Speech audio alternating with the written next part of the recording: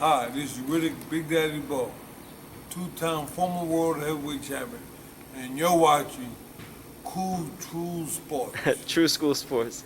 True School Sports. There you go, champ. Thank you.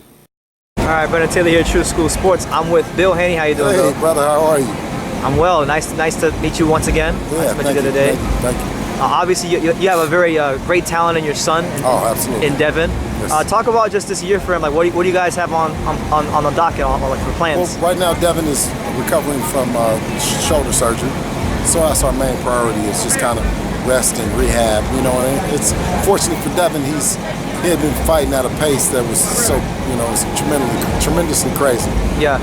He was averaging 4 to 5 fights a year at least. So you know, it's good now to get a rest and get mentally focused on our next move for sure. Absolutely. How do you think he matches up with like the Lomachenkos and the Lopez's of the world?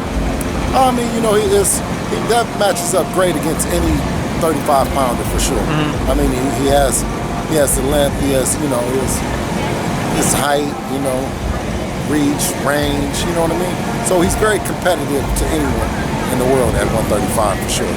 Absolutely. You know, I really respected you guys because I know you guys kind of went a different route when he turned pro. He went to Mexico, and then I've been following you guys for a minute. Let's go, champ. It's Anthony Sims.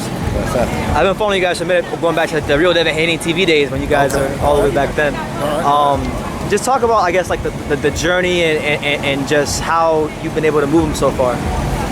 Well, I mean, I guess it started first with Devin, you know, in the gym and putting up YouTube clips of him sparring, of him training and stuff like that. You know, so he started out pretty much controlling his destiny in terms of how much content he would put up, and we saw early on the value in that, and we continued that on into his professional career as well. Okay. How do you think, like, well, I know actually I wanted to ask you about the like when he was coming up in the amateurs. How were you able to like keep him on track? Because like when I talked to Devin, right? I talked to a lot of fighters. He seems like a very focused individual. I don't really see people his age that focused, especially like being in Miami. There's all kinds of temptations. So that's fortunate for Devin. You know, God gave him a talent, and he was exposed to this talent early. And you know, and anytime that is something that you do that you're naturally good at, and you get appreciation from others, I think it's kind of easy to stay in it versus you being in something that maybe your dad or your mom or, you know, society wants you to do. So him and boxing found each other early on, and they've been inseparable for, you know, ever since. They're hand to hand pretty much. Yeah. Were you ever involved in boxing before, Devin? No. No, not at all. Yeah. Okay. Just other than being a fan, just like probably the thousands of other people that are watching, you know what I mean? Yeah. I was a fan initially, and then I started to take it more serious in terms of, you know, training and coaching and stuff. As Devin progressed in the sport, I wanted to always be there for him. So, you know, that's our story. Okay. Were you a fan of anybody in particular when you were a fight fan? Like who? Oh yeah, Sugar Ray Leonard. That was your guy? Yeah, that's my guy. 1976 Olympics.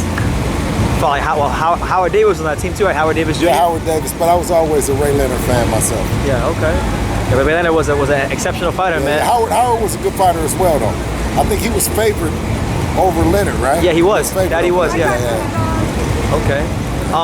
So when Devin became an amateur and you kind of had spent more time in the gym, was there anybody, maybe like a coach that you kind of studied or took some advice from or learned from? All of them, all of the good ones. Floyd Sr., Eddie Mustafa, Freddie Roach, Virgil Hunter. Yeah. I mean, I've been fortunate to have quite a cast of very knowledgeable trainers who, quote unquote, put me under their wing and showed me the ropes.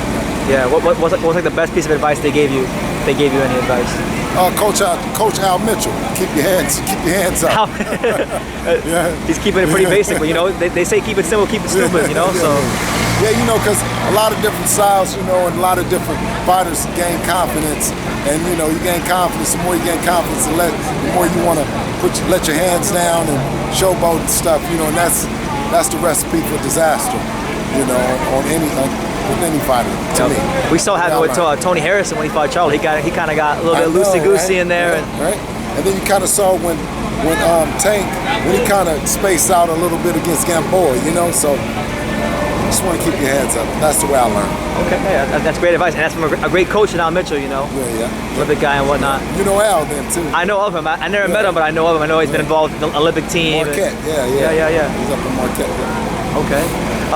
So you're a fight fan. You say you're a fight fan, so I'm gonna ask you about some fights. Wilder Fury. How do you look at that matchup? Like, what's your take on it? Wilder. I think the first fight, I was at that fight, and I think the Fury was out past 10, and I don't think it's going to be anything different. I think the Fury is going to dance around, you know, and do Fury what Fury does, but I think Wilder in the end will catch up to him. So you don't think with Fury changing trainers that he's gonna approach the fight any differently? Because some people think he's gonna come out and fight Deontay Wilder. I don't know. I just think at a certain age, I don't think the trainer changing the trainer is going to make that much of a difference at that level. Yeah, that's true. Because you know, you can make subtle changes and you can't, but eventually you always revert back to type. Yeah, I don't think you can make a bunch of changes in a 30-something-year-old man in 5 weeks. I need to wrap that up, so you should have been back here. I'm sorry for interrupting you. Okay, all right, no problem. All right, Bill, any message to the boxing world? Okay. Any message to the boxing world about Devin and whatnot? Stay tuned, Devin 2020. All right, Bill, thank you. This is Chick Shane Mosley, and you're watching True School Sports. All right.